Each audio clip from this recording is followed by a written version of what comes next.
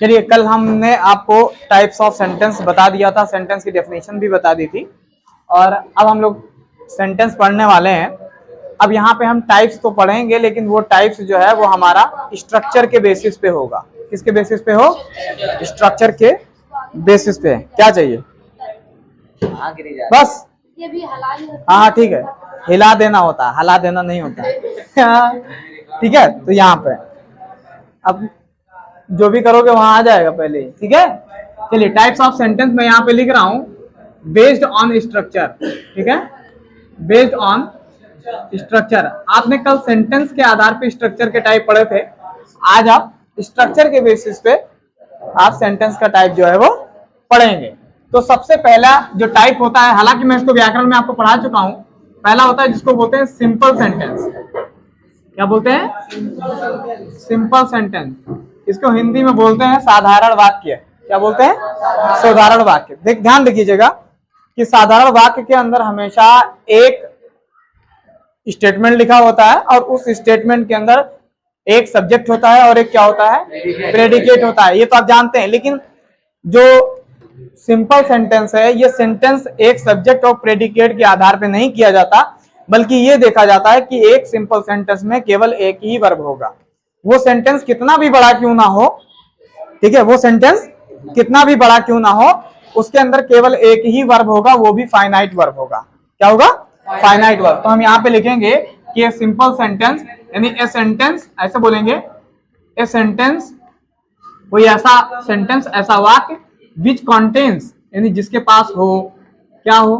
Contains, which contains a single finite verb. A single finite verb, एक single finite verb अगर है तो हम ये बोलेंगे कि वो सिंपल सेंटेंस कहा जाएगा। ठीक है, जैसे एग्जाम्पल है, मैंने लिखा आई सादा बर्ड। ठीक है, मैंने एक चिड़िया देखी। ठीक है, तो आई सा द बर्ड। ठीक है, यानी मैंने देखा। तो यहाँ पे वर्ब क्या है बेटा? सा। क्या है? और आई क्या है? सब्जेक्ट। और द बर्ड क्या है? प्रेडिकेट। हालांकि आई के बाद जितना बचा वो सब प्रेडिकेट का हिस्सा है, लेकिन मैं आपको ये बता रहा हूं कि यहाँ पे जो सा लिखा हुआ है वो सा है फाइनाइट वर्ब। क्या है? हाँ, सा जो है वो एक फाइनाइट वर्ब कहलाता है। क्या कहलाएगा? हाँ। फिर लिखा है stars shine in the sky. अगला है stars shine in the sky, या साइंस इन द स्काई, यानी आसमान में जो सितारे हैं वो चमक रहे हैं। ठीक है, आसमान में जो सितारे हैं वो चमक रहे हैं। देखिए, दो जगह मैंने स्टार्स यहाँ पे लिख दिया, तो यहाँ साइंस नहीं लिखेंगे, आप शाइन लिखेंगे, क्योंकि ये प्लूरल है। प्लूरल के साथ हम प्लूरल वर्ब लाते हैं। ठीक है, तो वही लिखा है stars shine in the sky. तो यहाँ पे जो शाइन लिखा है ये फाइनाइट वर्ब है। तो देखिए, पूरा सेंटेंस लिखा है और उस सेंटेंस के अंदर एक ही वर्ब है कि नहीं है? ठीक है, जैसे एक मैं एग्जाम्पल लिखता हूं। देखिए, हमेशा ध्यान रखिएगा कि जब हम सिंपल सेंटेंस, जैसे आपके दिमाग में क्या चल रहा होगा? आपके दिमाग में चल रहा होगा कि अगर कोई सेंटेंस बहुत बड़ा लिखा हुआ है तो ये सिंपल नहीं है। जैसे मैं अगर यहां से लिखना शुरू करूं और यहां पे खत्म करूं, यहां पे लिखते लिखते 8 लाइन, तो अगर मैं आपसे पूछूंगा कि ये किस प्रकार का सेंटेंस है, इट इज ए सिंपल और इट इज ए कॉम्प्लेक्स, तो आप बोलेंगे सर कॉम्प्लेक्स है, बहुत बड़ा लिखा है। लेकिन ध्यान रखना, बड़ा लिखना इस बात का सबूत नहीं कि वो सिंपल नहीं है या वो कॉम्प्लेक्स है। ठीक है, आप मुझे बताइए, कभी कभी आप बहुत लोगों को देखते हैं कि वो बहुत भौकालिया होते हैं, लेकिन जब उनकी असलियत होती है तो वो एक गरीब, बेचारा, लाचार, मजबूर, बेसहारा आदमी निकलता है, ये बच्चा निकलता है ना। ऐसे तो बहुत भौकाल मारते रहते हैं, लेकिन वास्तव में जो दिखता है वैसा होता नहीं है ना। वो अलग बात है कि जो दिखता है वो बिकता है, ठीक है, लेकिन जैसा आप दिखेंगे वैसा बिल्कुल नहीं होगा। है ना? समझ में आ रहा है? तो यहाँ पे जैसे मैं एग्जाम्पल लिख रहा हूं कि मैं यहाँ पे लिख रहा हूं Mohan sat in A corner. मैंने लिखा Mohan sat in A corner in A park. ठीक है, इन ए पार्क ऑन द बेंच। अब आप देखिए कि मैंने सेंटेंस बहुत बड़ा लिखा है, लिखा कि नहीं लिखा है? अरे इतना भी बड़ा नहीं लिखा है। ठीक है, Mohan sat in A corner in A park on the bench. Mohan जो है वो एक कोने में बैठा हुआ है पार्क के कहां पे, बेंच पर। तो आप देखिए इसमें अगर आप वर्ब छाटेंगे तो आपको कहीं यहां दिखाई देगा सैट, ये और एक भी नहीं है, एक भी इसमें वर्ब नहीं है। तो जब वर्ब नहीं है तो हम क्या बोलेंगे उसे, it is a simple sentence, क्योंकि हमेशा सिंपल सेंटेंस की दलील ये है कि वो केवल एक ही फाइनाइट वर्ब रखेगा। कोई दिक्कत तो नहीं है। आगे मैं लिखूं, जैसे मैंने लिखा जैनब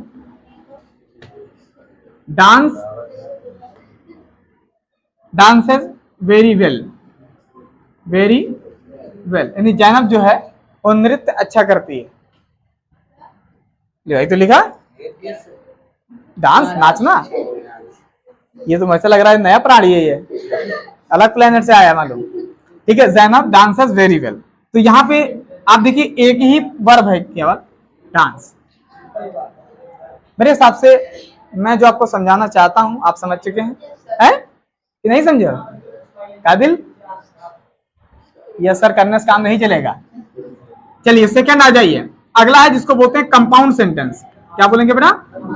हाँ, कंपाउंड सेंटेंस। अब कंपाउंड सेंटेंसेस में क्या है? कंपाउंड सेंटेंसेस में क्या है?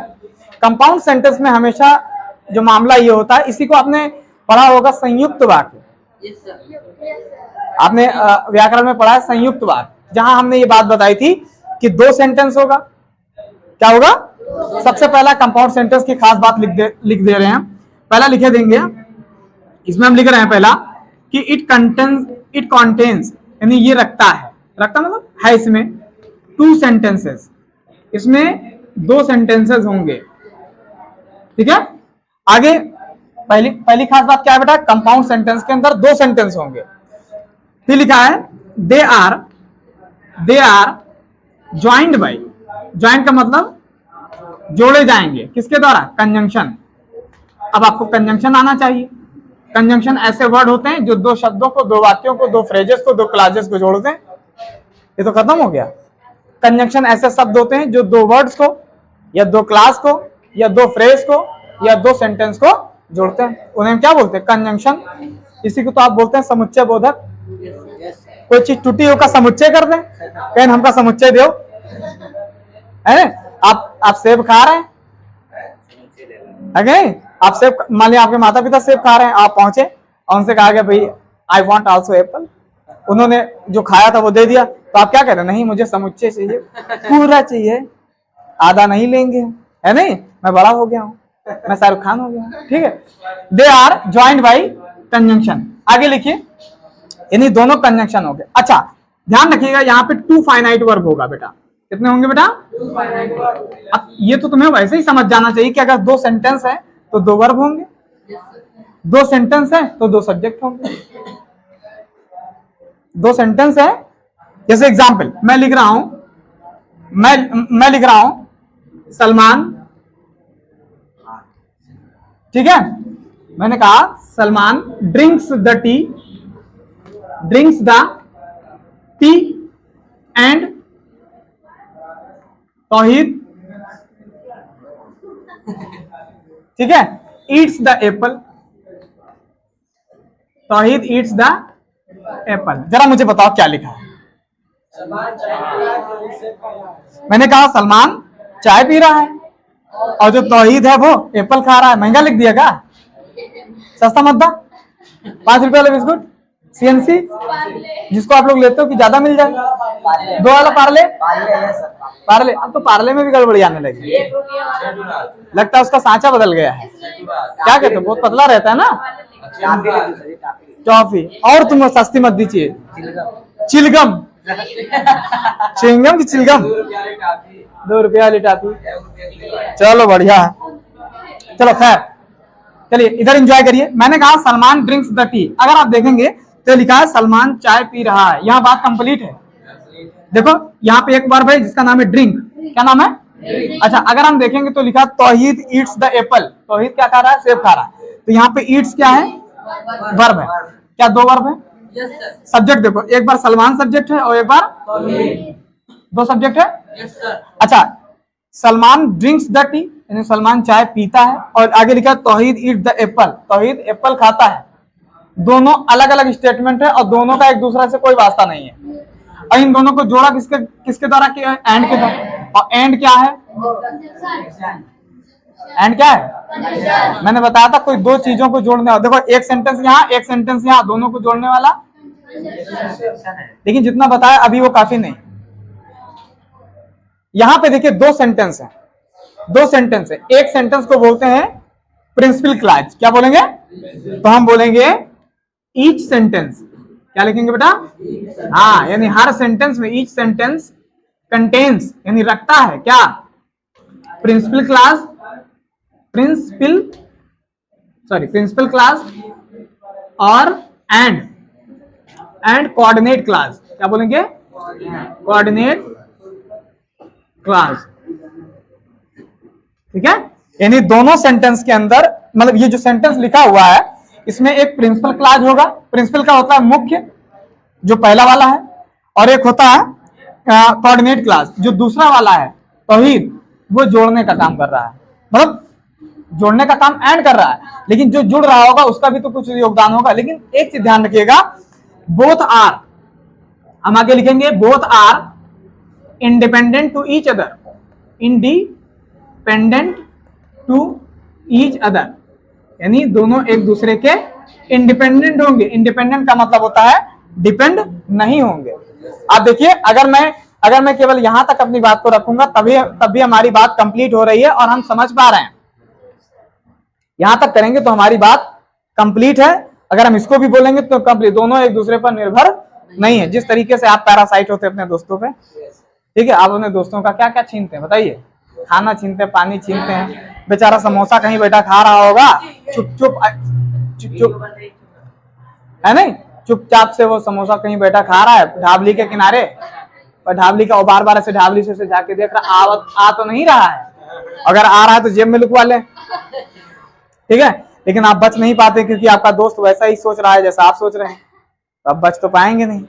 वो घूम के जाता है इधर से, है नहीं, इधर से घूम के, तुम देख रहे हो उधर, और इधर से कहे और कहा ले कहीं लियो, कहा बात दिन आई हो है, हम आए, ठीक है, अब क्या करेंगे, हम मजबूरी है भैया, क्यों उनके एक समोसा दे दो है। और ऊपर से उसने कहा एक समोसे के साथ मिर्चा, तो तुम्हारी और मूड खराब हुई है कि एक तो फ्री खा दो, ऊपर से कहा मिर्चो ले, है कि नहीं। यानी दोनों क्या है, एक दूसरे पर इंडिपेंडेंट, यानी निर्भर नहीं है। ठीक है, आप देखिए मैंने यहाँ पे मैंने लिख दिया है। अच्छा, कैमरामैन यहाँ तक दिखाई दे रहा है कि नहीं? अब वहां लिखे ना, ये तो each sentence contains principal clause, एक प्रिंसिपल क्लॉज होगा बेटा, और एक क्या होगा, कोऑर्डिनेट क्लॉज होगा। और दोनों क्लॉज भाई समझ में आना चाहिए आपको। आप ये मत सोचिए कि कैमरा चल रहा है, आपका ध्यान पूरा फोकस यहाँ पे होना चाहिए। ठीक है, यहाँ पे पहला लिखा है कि यहाँ पे दोनों एक दूसरे के ऊपर इंटरडिपेंडेंट नहीं होते हैं। जैसे आप देखिए क्या कहते हैं, जो क्या नाम है तुम्हारा, बुशरा और जैनब, इन दोनों में कोई वास्ता नहीं है। मतलब ये इनका कमाया नहीं खाते, ये इनका कमाया नहीं खाते हैं, ऐसे ही तुम और तुम, यानी दोनों। लेकिन आप अपने पिताजी का कमाया हुआ खाते हैं, तब भी उनसे भौकाल मारते हैं, है कि नहीं? क्या मारते हैं कि जाओ तुमरा ना खाई है, प्लेट इतनी दूर भाव, और खाली यही सब 20 रुपया कोई तो मिल जाए स्कूल जाए वाला, सब इसके लिए बहुत कुछ होता है। चलिए तीसरा आते हैं जिसको बोलते हैं संयुक्त वाक्य, सॉरी मिश्रित वाक्य, कॉम्प्लेक्स सेंटेंस। क्या बेटा? Complex sentence. जैसा कि आपसे नाम पता चल रहा है, कॉम्प्लेक्स सेंटेंस एक जटिल वाक्य बोलते हैं, या इसको हिंदी में बोलते हैं मिश्रित वाक्य। आपने पढ़ा है भाई, आप इतने तो जानकार हैं। मिश्रित, हाँ, मिश्रित वाक्य उसको हम बोलते हैं। अच्छा, अब जो चीज मैंने यहां पे लिखी थी वही चीज यहां पे भी रहेगा, सेम रहेगा। कैसे? They are joint by conjunction. क्या लिखा जाएगा बेटा? हाँ, दे आर, पहला है दे आर ज्वाइंट बाई, यानी इनको जोड़ा जाएगा बाई कंजंक्शन। लेकिन यहां पे जो कंजंक्शन होगा वो कारण वाला कंजंक्शन होगा बेटा। क्या होगा बेटा? देखो, अब हम जब कंजंक्शन पढ़ाएंगे तब यहां पे हम बताएंगे कौन सा कंजंक्शन होता है। लेकिन यहां पे जो कंजंक्शन इस्तेमाल किया जाएगा वो कारण वाले कंजंक्शन इस्तेमाल किए जाएंगे, कारण वाले। ठीक है, जैसे इसलिए, क्योंकि, नहीं तो, ऐसे करके जो है वो इस्तेमाल किए जाएंगे। तो लिखा है they are joined by the conjunction, जैसा कि मैंने वहां पे लिखा है। कहां लिखा है कि नहीं लिखा है? ये लिखा है।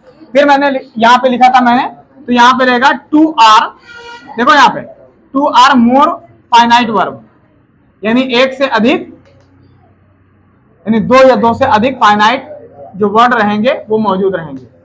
लेकिन इसमें सबसे बड़ी बात है कि हर सेंटेंस में, यानी ईच सेंटेंस कंटेन्स, यानी रखेगा, ईच सेंटेंस कंटेन, क्या होगा, एक प्रिंसिपल क्लास होगा बेटा, क्या होगा, हाँ एक प्रिंसिपल क्लास होगा, contains principal class and subordinate class, क्या बोलेंगे, हाँ सबऑर्डिनेट क्लास। सबऑर्डिनेट का क्या मतलब होता है, ऐसा क्लास जो छोटा हो, यानी जिसकी अहमियत थोड़ी कम हो, उसे बोलते हैं सबऑर्डिनेट।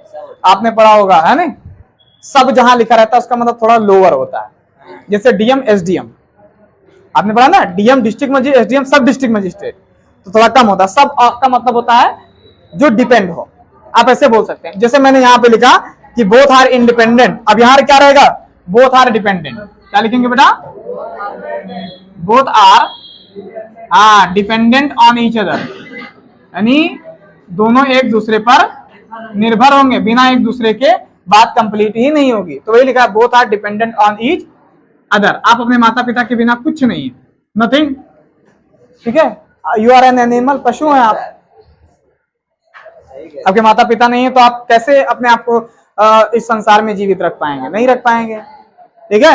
आप कहीं पन्नी बीन रहे होंगे, तो कहीं प्लास्टिक की बोतल ढूंढ रहे होंगे, कहीं जुगाड़ मिल जाए 5-10, है कि नहीं, और आइसक्रीम खा ले 5 वाली, ठीक है। बस भाई काम करने की थोड़ा सा ताकत कम और खाने पीने की ज्यादा रहती है कि नहीं। तो बोथ आर डिपेंडेंट। अच्छा इसके अंदर होगा क्या, इसके अंदर हमेशा कोई कारण होगा बेटा या कोई रीजन होगा, यानी कोई किसी चीज का कारण होगा या कोई चीज का रीजन होगा जिसकी वजह से ये बात कही जा रही होगी। तो मेरे हिसाब से अभी मैंने आपको 4-5 स्टेटमेंट समझाए हैं कि इन्हें कंजंक्शन के द्वारा जोड़ा जाता है। दूसरा, इसमें 2 या 2 से अधिक फाइनाइट वर्ड होते हैं, ठीक है। सॉरी यहां मैंने वर्ड लिख दिया, इसे मैं वर्ब लिखता हूं, ठीक है, वर्ब लिखते हैं, ठीक है। 2 फाइनाइट वर्ब्स होंगे और हर सेंटेंस जो होगा उसमें एक प्रिंसिपल क्लास होगा। ध्यान रखिएगा, प्रिंसिपल का मतलब क्या होता है बेटा, मुख्य, और एक होता है सबऑर्डिनेट का मतलब उससे कम। तो एक प्रिंसिपल क्लास होगा, एक सबऑर्डिनेट क्लास होगा, दोनों एक दूसरे पर निर्भर होंगे और उसमें कोई ना कोई कारण होगा या कोई ना कोई रीजन होगा। क्या मुंह किया था ये पनिया तो भी लिए होंगे, हाँ तो वही कहा कि मुस्किया हो ना।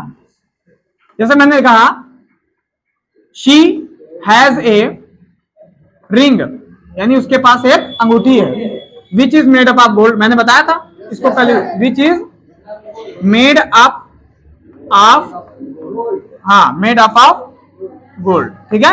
यानी उसके पास अंगूठी है जो कि गोल्ड की बनी है। तो अब देखिए यहाँ पे ये जो अंगूठी है उसका संबंध किससे, गोल्ड से, यानी गोल्ड का संबंध किससे, अंगूठी से। तो यहाँ पे एक सबऑर्डिनेट होगा, जिसे ये जो क्लास है ना, ये वाला, ये कहलाएगा प्रिंसिपल क्लास, क्या कहलाएगा, और जो which is made up of gold है ये आपका है सबऑर्डिनेट क्लास, ठीक है। जैसे और सुनिए, जैसे मैंने लिखा था एज यू सो, क्या लिखा बेटा, as you sow shall you reap, इसका मतलब बताओ जरा।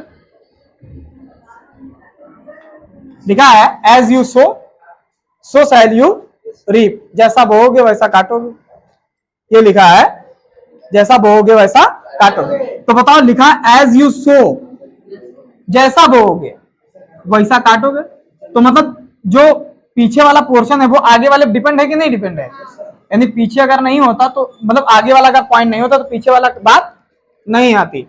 तीसरा एग्जांपल है, जैसे मैंने लिखा वर्क हार्ड, है नहीं, वर्क हार्ड, क्या आप ऐसे लिखे, ऐसे लिखेंगे I can not become doctor, मैं एक डॉक्टर नहीं बन पाया, because my mother was ill, my mother was ill, यानी मेरी माता जी बीमार थी इसलिए मैं डॉक्टर नहीं बना, उनकी सेवा में मैं लगा रहा। ये तुम्हारे लिए नहीं है, आप लोग कभी सेवा नहीं करेंगे, बल्कि और ज्यादा दिक्कत कर देंगे। ठीक है, तो लिखा है आई can not become doctor because. अब देखो यहाँ पे बिकॉज लगा, कारण वाला कोई शब्द लगा कि नहीं लगा, इसीलिए तो मैंने बताया था कि कंजंक्शन के अंदर कारण वाला लगेगा। देखो सो कारण वाला इसलिए, ठीक है। जैसे मैंने कह दिया मैं पिज्जा नहीं खाऊंगा क्योंकि मैं बीमार पड़ जाता हूं, मैं पिज्जा, तुम क्या कह रहे हो नहीं खाऊंगा? तुम तो पहियो तो मार दाब दे हो, है नहीं? तो वही लिखा है कि I can not become a doctor because my mother was ill. मेरे सबसे समझ पा रहे हैं? Yes sir. तो देखिए ये पिछला वाला जो हिस्सा है वो आगे वाले हिस्से पे डिपेंड है। अगला कोई बताओ, तुम कोई एक कारण बताओ, कोई ऐसा स्टेटमेंट बताओ जो ये मामला करता हो।